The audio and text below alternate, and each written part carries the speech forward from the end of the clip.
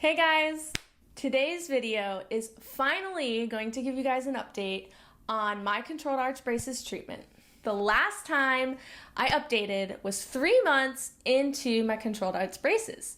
So you can check that video out here if you'd like. Before I begin, I want to let you know that I now have a booking website. This will allow me to set up one-on-one time with you guys to be able to talk about your individual case or my case if you have any questions. I will leave the web address in the description spot below. I've just had a lot of people reach out to me with questions and about their situation, about my situation, and I really want to be able to be helpful and provide my knowledge and, converse, but I also have to be wise with my time. I hope you guys understand. So since June of 2020, which was a year and a half ago, I had started at that point my controlled arch braces treatment. A lot has happened since then, so I'm going to do my best to recap the last year and a half in this video. Please like this video and subscribe for continued updates, which I hope to be making a little bit more frequently than, a year and a half gap. So leave any questions that you might have in the comments below.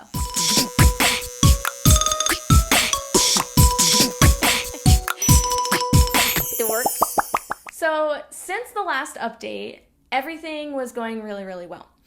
I felt like I didn't have too many exciting things or too much content to really report. So I just kind of slacked on the month-to-month updates. So I'm sorry.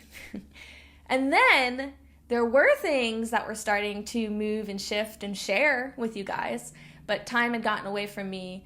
And I really started on another project, and that's been pretty consuming of my time. So here I am. At the 3-month point, things were progressing really well. My premolars were beginning to protract, which also means to move forward, and it was closing the spaces. My bite was changing. Although I never had any chronic pain back in my jaw joint for any extended period of time, the joint was definitely going through changes kind of in those earlier months. After every adjustment, it would take time for my jaw to kind of resettle into that, because just a lot of things are moving at that time and you kind of have to readjust. So early in my treatment, my doctor was re-bracketing a few of my teeth, which basically means he changed the placement of the bracket on my actual tooth in order to reposition or to, readjust the tooth to being into a better place. Some additional observations I made during the early phases of my treatment was that there was a lot of movement in my front teeth.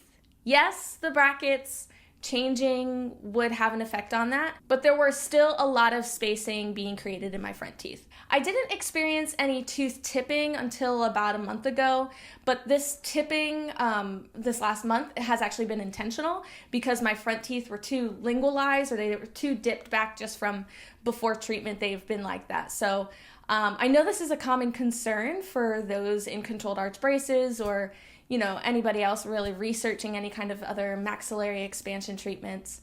But I have yet to experience any kind of major tooth tipping. So that's been great. But I did experience, and I still experience, a lot of spacing in the front being created.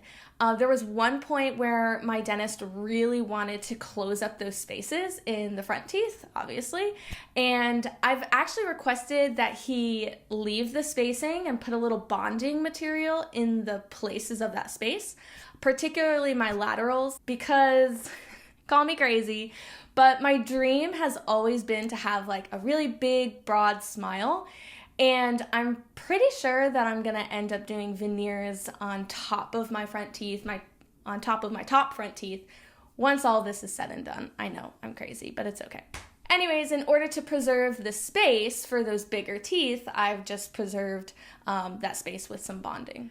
Okay, so there have been 2 main issues that I ran into around 6 months into treatment. About this time, my premolars were moving forward, and they were in great position, and my doctor was beginning to protract or move forward my upper molars. So I felt like we were going through treatment pretty fast, pretty good and steady. Additionally, the bite blocks on my first mandibular molars were removed, and my molars should have started to come into occlusion with the top premolars and molars. That way I could bite again, right? My doctor has a handful of patients in the controlled arch braces system, and every other patient came into occlusion with no problem, but not me. So it was apparent that there was an issue, and several months came and went using the spacers to get the teeth into occlusion, wearing them for 2 weeks, taking them out for 2 weeks. So around that time is when I also began to notice that my bite was hitting very end to end. My front teeth were hitting, and when my jaw was in a really comfortable position, my front teeth would be resting at end to end. So I knew that something was off. So my doctor decided to consult his mentor, and they both decided it was best if I was able to go see him in order to help kind of figure everything out and see exactly what was going on. Thankfully, at this time, I, again, was not in any kind of jaw joint pain. The only actual discomfort that I did have was when my front teeth would occasionally strike each other, which usually would happen when either I was speaking or eating. And it wasn't that frequent, but it would probably happen about 5 times a week or so. So I went to my doctor's mentor, and he was able to identify that the stop blocks that were placed on the upper wire had come a bit loose. So because of that, it allowed the teeth to begin to retract, and that was the reason for my bottom front teeth beginning to come in contact with my top front teeth. He was able to bump out the wire and properly tighten the stop blocks in order to reprotract my teeth, my top front teeth. And we continued to do this for a couple of months in small increments. So it took time. 1 month is a lot of time, in my opinion. He also did put my FRLA wire back into my roof of mouth, my upper arch. The next thing to address was the fact that my molars were not erupting or coming into occlusion, which was very frustrating. After making a couple of adjustments that I frankly don't know what they were, we tried another round or two with the spacers to see if they would come into occlusion with just that, but to no avail. So that was really frustrating. Honestly, the whole time I really wasn't worried. I have a lot of confidence in my doctors. I knew that they would get my molars together, and I really wasn't worried about it. I was more or less just frustrated that this was taking time and that it wasn't moving faster. I mean, what else are you gonna do? So that brings me all the way up until these last couple of months of treatment. The top jaw movement was put on hold. The protraction of the molars, moving them forward, was completely put on hold just so that we could sort out the mandibular molars first. And it actually resulted in me having to use elastics. So I actually use a square-shaped elastic form from top first molar to bottom first molar over to the first premolar and then the top premolar. So I make a square on the sides of my mouth. This whole process of getting the molars to occlude has been really slow for me, but it is working.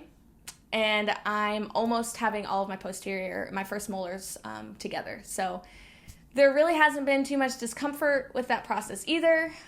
Certainly sore teeth, but that's really nothing new. I am in braces. I know many of you guys wonder about root length and instability or loosening of the front teeth, and I'm really not worried about my root lengths. I expect them to be slightly blunted just because of movement, and that tends to happen with ortho anyway. But by the end of treatment. But I started with really long roots, and I have excellent home care, so I'm not truly concerned about that right now.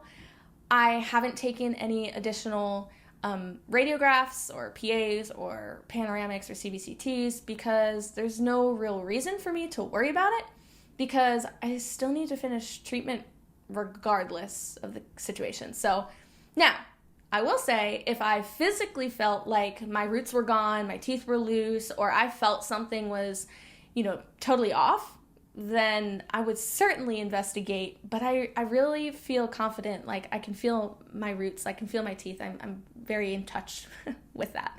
And there's nothing to be concerned at this time for me. Whew, that was quite the update. I am sure I'm missing a ton of little details, but I wanted to at the least get this out there for all of you guys who have been really wondering where I've been at. So in summation, I'm great. There have been a few hang-ups, nothing I'm personally worried about. I'm just really looking forward to moving into the final stages of treatment and being out of braces. I'm 29. I need to be out of braces. So hopefully the first molars will start moving again here soon after my molars are in occlusion, which they're almost there. And it will just be really exciting to finish up the upper arch and get out of braces.